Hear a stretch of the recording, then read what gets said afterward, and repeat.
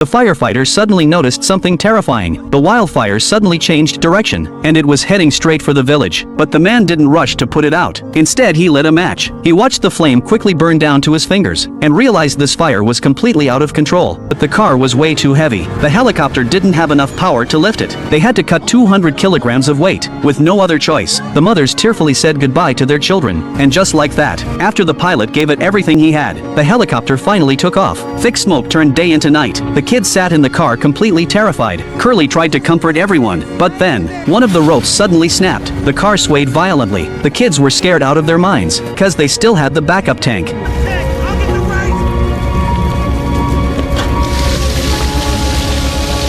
Then Curly used a fire extinguisher to put out nearby fires, just to buy them more time. Then they all got on the helicopter, but it hovered only 2 meters above the ground. It still needed to lose weight. Curly took off his shoes, and even stripped off his clothes. Meanwhile, the fire chief was leading the villagers on an emergency escape to the river 4 kilometers away. On the way, they watched their homes disappear into the flames, and couldn't hold back their sorrow, but they had no choice. They kept moving, heading toward the river. But not long after, they got trapped. Even the battle-hardened chief was stunned. They were stuck, and time was running out. The hope that had just lit up was instantly crushed. He collapsed helplessly, lying on the ground. No one saw the flare, so they gave up hope and lay under the fire blankets, preparing to die. But just then, a figure surrounded by flames appeared. No one knew how he made it back, fearless in the face of the inferno. The pilot finally spotted the signal and lowered the aircraft.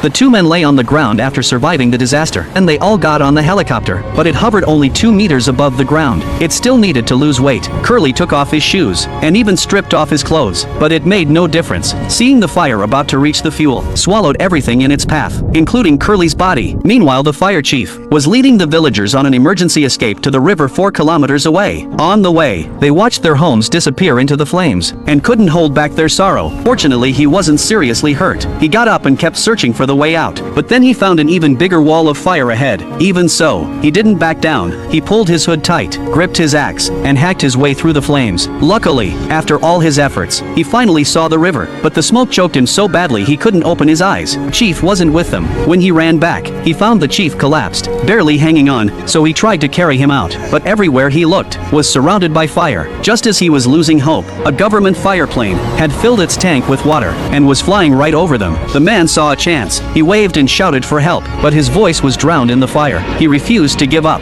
Then he had an idea.